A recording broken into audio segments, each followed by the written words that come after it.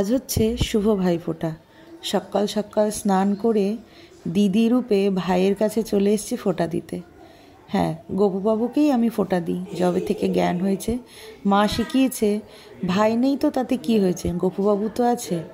তাই ভাই না থাকার আক্ষেপটা গোপুবাবুই পূরণ করেছে।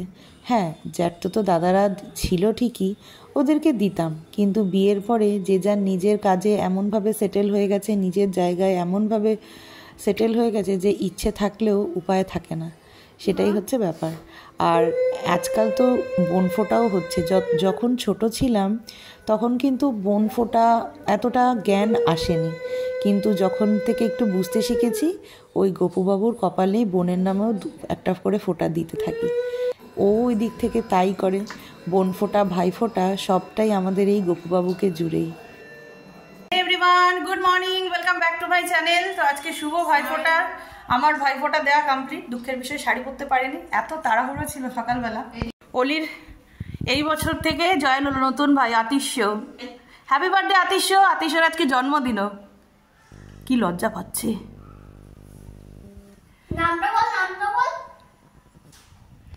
অলিরানি চুড়িদার পরে একদম দিদির কর্তব্য করবে, রেডি। ওদিকে গুড্ডুবাবুও রেডি। মিস্টার দাস গেছে দই আনতে গিয়ে সেটে গেছে। ভাইফোঁটাটা প্রত্যেক বছরই আসে, আর প্রত্যেক বছরই আমাদের দুই বোনের মধ্যে আলোচনা হয়, আচ্ছা আজকে যদি আমাদের একটা ভাই থাকতো তাহলে আসাম দৌড়াতো নাকি অন্ডাল আসতো বলতো।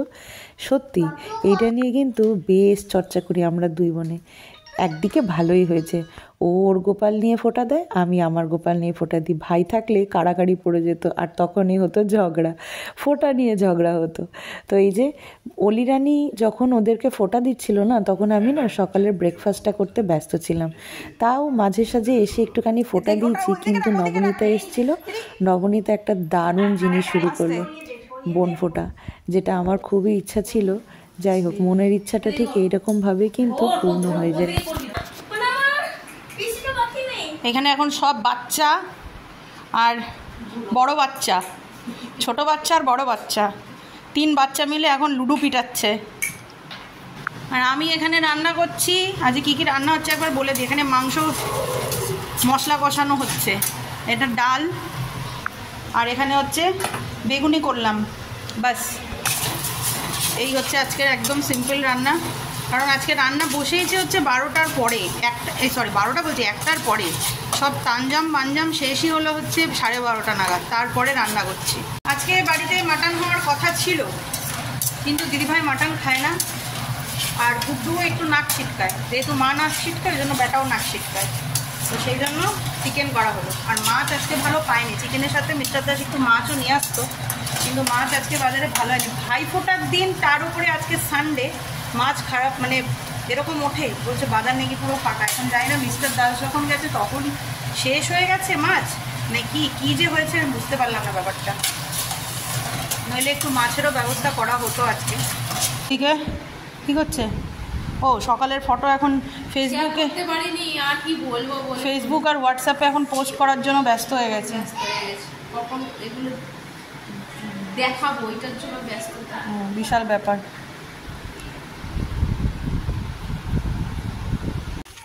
Good evening. এখন ঘড়িতে 4:45।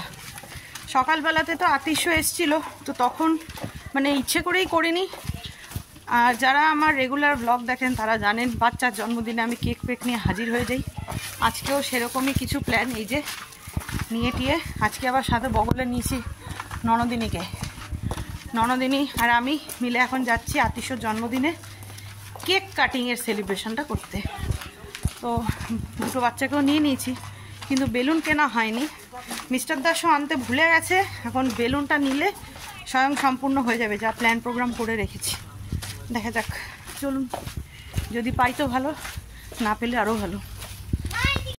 আজকে সকালবেলা যে কার মুখ থেকে ঘুম থেকে উঠেছি কে জানে, একটা কাজও আজকে ঠিকঠাক মতন হচ্ছে না। বেলুনটা পেলাম না, জানেন, দোকানটা বন্ধ।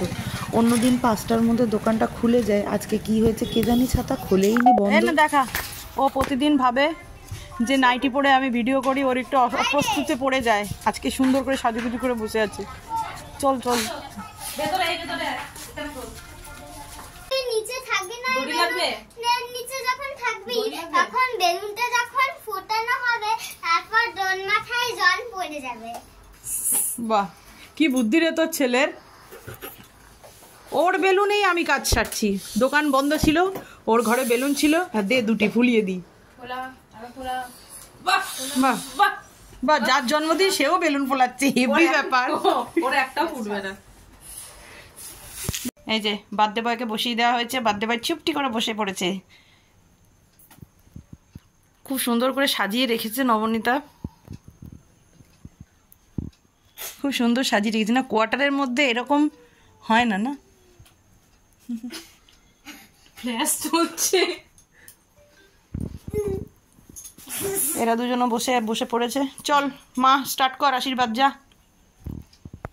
ইচ্ছে ছিল সকালবেলায় যখন আতিশ আমাদের বাড়িতে গেছিল তখনই এই কেক কাটিং, আশীর্বাদ, পায়েস পর্ব এইটা করব। তাহলে অলির বাবাও থাকতে পারতো আর মাও থাকতে পারতো। আমার মা বলে যে জন্মদিনের দিনকে যত আশীর্বাদ করানো যায় না তত নিজের ভবিষ্যৎ জীবনে উজ্জ্বল হয়, মানে জীবনটা আর কি, জীবন চলার পথটা আর কি। তো সেই জন্যই ভেবেছিলাম যে সকালবেলাতেই সবাই থাকবে তখনই করব। কিন্তু নবনীতা আমার বাড়ি থেকে ফোঁটা নিয়ে ও যাবে হচ্ছে জয়শ্রীদির বাড়িতে, প্রচণ্ড তাড়াহুড়োর মধ্যে গেছিলো, তো সেই জন্য আর তখন আর হয়ে ওঠেনি। আর ওই জন্য এই বেলাতেই হলো। আর মার অবস্থা তো আপনারা জানেন যে মাকে যে নিয়ে আসবো সেটা সম্ভবও মানে হবে না আর কি। আর মিস্টার দাস বললো যে না, আমি আর যাব না, আমার একটু কাজ আছে ছোটোখাটো। ও একটু বাজারের দিকেই গেল আর কি, ও ছোটোখাটো কাজগুলো করতে। আর ওই জন্য আমি আর দিদিভাই এলাম। যাই হোক, মিস্টার দাসের আশীর্বাদটুকু আমি আমার তরফ থেকেই করলাম, আর মিস্টার দাস দূর থেকে তো আশীর্বাদ করছি। আমি আশীর্বাদ করার কে বলুন তো, সবটাই গোবিন্দ। হ্যাঁ, একদমই তাই। গোবিন্দর কাছে আমি এইটুকুই প্রার্থনা করি, মানুষের মতন মানুষ হোক, অনেক উঁচুতে উঠুক। পড়াশোনায় কত দূর যাবে বা কিভাবে যাবে জানি না, কিন্তু একটা খুব সুন্দর মনের মানুষ হোক। Happy birthday to you. ওমা, happy birthday to you. Cut cut, cake cut. Birthday to dear Atish, happy birthday to you. Clap clap clap, জোরে জোরে।